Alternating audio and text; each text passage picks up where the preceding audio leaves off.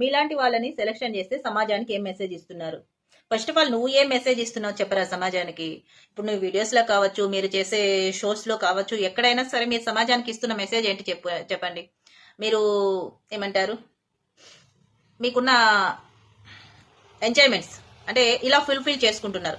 ఎలా ఉండాలి, ఎలా తినాలి, ఎలా కూర్చోవాలి, ఎలా లేయాలి, మీరు ఎలా అయితే మీ లైఫ్ హ్యాపీగా ఎంజాయ్ చేయడం తప్పితే మీరు చేసే ప్రతి షో కావచ్చు, ఏదైనా కావచ్చు, ఆడవాళ్ళని పక్కన పెట్టుకొని ఆడవాళ్ళతో రాసుకొని పూసుకొని షో చేయడం, ఏదైనా సరే, అది ఏదైనా సరే మీరు సమాజానికి ఇస్తున్న మెసేజ్ ఏంటి నాకు అర్థం కావట్లేదు. సమాజానికి మీ వలన ఉపయోగపడే ఒక షో ఏంటో నాకు అర్థం కాదు. మీరు ఇన్ని షోలు చేస్తున్నారు, ఇన్ని షోలలో లేకపోతే నువ్వు సినీ ఇండస్ట్రీలో కూడా నటించావు అనుకుంటున్నా.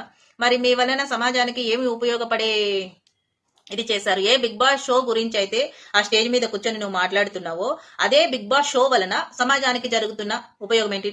ఆల్రెడీ వెళ్ళి వచ్చిన వ్యక్తివే కదా, నీ వలన ఏమి ఉపయోగం జరిగేది సమాజానికి ఒకటి చెప్పు. అలాగే కాకపోతే ఇంతమంది వెళ్ళొచ్చారు కదా, సమాజానికి మీరు ఇస్తున్న కంటెంట్ ఏంటి, సమాజానికి మీరు ఏం చూపిస్తున్నారు, ఏం చెప్పాలనుకుంటున్నారు, అది కూడా చెప్పండి. పోని మీరు ఏం చేయాలనుకుంటున్నారు? అది ఒక షో, ఎంటర్టైన్మెంట్ షో ఒకటి. ఇంకొకటి ఏంటంటే దాని వలన అందులో సక్సెస్ అయిన వాళ్ళకి సోషల్ మీడియాలో మంచి ఫ్యూచర్ ఉంటుంది. అంటే వాళ్ళ లైఫ్ అనేది ఎక్కువ కష్టపడకుండా ఒక స్టేజ్ అనేది తీసుకుంటారనేది ఇక్కడ ఎవరైనా అక్కడికి వచ్చిన ప్రతి ఒక్కరు యూట్యూబర్స్, ఎక్కువ శాతం యూట్యూబర్స్ వచ్చారు.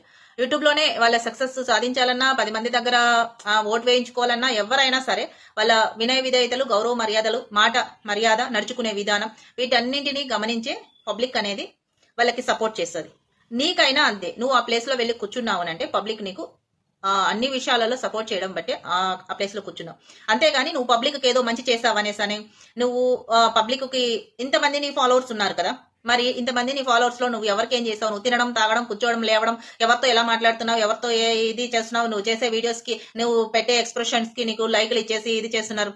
ఏం చేస్తున్నావురా నువ్వు? పోని నాకు అర్థం కావట్లేదు. నువ్వు ఏదైనా చేస్తుంటే చెప్పలే. పోని నువ్వు సమాజానికి ఇన్ని వీడియోస్ పోస్ట్ చేస్తున్నావు కదా, ఇదిగో నేను సమాజానికి మంచి పని చేస్తా, ఇదిగో నా దగ్గరికి కష్టమని వచ్చిన వాళ్ళకి మంచి పని చేసా, లేదు నా నా చుట్టుపక్కల వాళ్ళు పడుతున్న బాధకు నేను ఈ ఒక్క మంచి పని చేసా, పలాని వాళ్ళు పలాని బాధపడుతుంటే నేను చేశా అన్ని పెడుతున్నారు కదరా.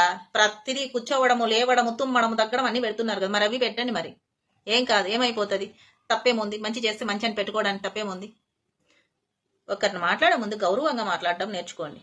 అక్కడే మీ పతనం స్టార్ట్ అవుతుంది. నువ్వు ఎంత గొప్పవాడివైనా ఎప్పుడైతే ఒకరి పట్ల అమర్యాదగా నోరు జారడం, హేళనగా వక్రీకరించి మాట్లాడడం, ఒక వ్యక్తిని మనం చులకన చేసి మాట్లాడడం, ఇది తగ్గించుకుంటే ఎంత పెద్ద స్టేజ్ లో ఉన్న వాళ్ళైనా వాళ్ళని చూసి నేర్చుకోండి. ఇప్పుడు నాగార్జున గారు ఆ స్టేజ్ లో ఉన్నారు, మీకంటే గొప్ప స్టేజ్ లో ఉన్నారు, మీకు లైఫ్ ఇచ్చే స్టేజ్ లో ఉన్నారు. అవునా? వాళ్ళు ఎలా మాట్లాడతారు మనుషులతో, వాళ్ళు ఎంత అభిమానంతో మాట్లాడతారు, ఎంత ఆదరణతో మాట్లాడతారు, ఏ స్టేజ్ లో ఉన్నా వాళ్ళు ఒక వ్యక్తితో మాట్లాడేటప్పుడు వాళ్ళ మాట సంభాషణ ఏ విధంగా ఉంటుంది, ఎంత వినయ విధేయతలతో నడుచుకుంటారు, అది నేర్చుకోండి. ఫస్ట్ ఆఫ్ ఆల్ మీరు నేర్చుకోవాల్సింది అది. అంతేగాని మీకు జడ్జిమెంట్ ఒక కుర్చీ ఇచ్చేస్తారు కదా అని చెప్పేసి ఆ కుర్చీ మీద కూర్చొనేసి ఎదుటి వ్యక్తి వాళ్ళు యూట్యూబ్ లో కామెడీ వీడియోస్ చేసుకోవచ్చు, ఇంకా నార్మల్ ఎలాంటి కంటెంట్ అయినా చేసుకోవచ్చు. ఆ కంటెంట్ ని ఎందుకు ఆదరిస్తున్నారు? మరి అది చెడ్డదైతే ఎందుకు ఆదరిస్తున్నారు? ఎందుకు లైక్లు కామెంట్లు పెడుతున్నారు? తప్పైనప్పుడు ఎందుకు సక్సెస్ చేస్తున్నారు? వాళ్ళు సక్సెస్ అయ్యారు కదా, ఎంతమంది ఫాలోవర్స్ ఉన్నారు, తప్పైనప్పుడు సక్సెస్ ఎందుకు చేస్తున్నారు? ఆ కంటెంట్లు వాళ్ళ ఏదైనా వీడియోస్ ఇదైనప్పుడు అంతమంది ఫాలోవర్స్ ఎందుకు ఉండాలి? ఫాలో ఎందుకు చేయాలి? వాళ్ళని ఫాలో చేయకపోతే వాళ్ళు అది తప్పేమో, ఇది రాంగ్ ఏమో, ఇక్కడ సమాజంలో అంటే ఈ విధంగా కాదు, ఈ వేరే విధంగా మార్చుకొని వెళ్ళాలి అనేసి వాళ్ళు కూడా మంచిగా ఏదైనా ఇంకా ఇది బెటర్ గా ఇవ్వడానికి చూసారు. నాకు తెలిసినంత వరకు ఉప్పల్ బాలు గారు చాలా వరకు ఒక పద్ధతిగానే ఇస్తారు కంటెంట్. ఇంకా ఏదో బ్యాచ్లోకి వెళ్ళినప్పుడు తప్పితే ఆయన కంటెంట్లు మాత్రం మంచిగానే ఉంటాయి. అంటే ఎవరిని వ్యతిరేకించే విధంగానో లేకపోతే ఎవరైనా చూసేదానికి అసభ్యకరంగానో ఉండవు.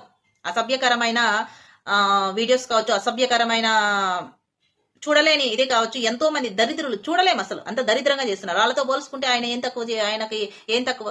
నాకు అర్థం కాదు.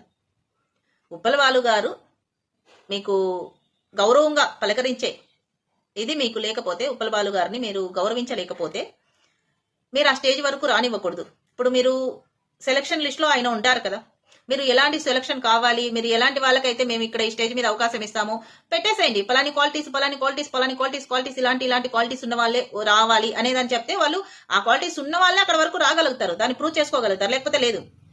ప్రతి మనిషికి అవకాశం ఉంది కదా. ఇలాంటి మనిషికే ఉండాలి, ఇలాంటి మనిషికి ఉండకూడదు అని అయితే లేదు కదా. నోరు జాగ్రత్తగా పెట్టుకొని మాట్లాడండి నవదీప్ గారు. అలాగే ఆ పక్కన ఉన్న ఇంకా కొంతమంది వాళ్ళకి కూడా చెప్తున్నాము, నోరు జాగ్రత్త పెట్టుకొని మాట్లాడండి.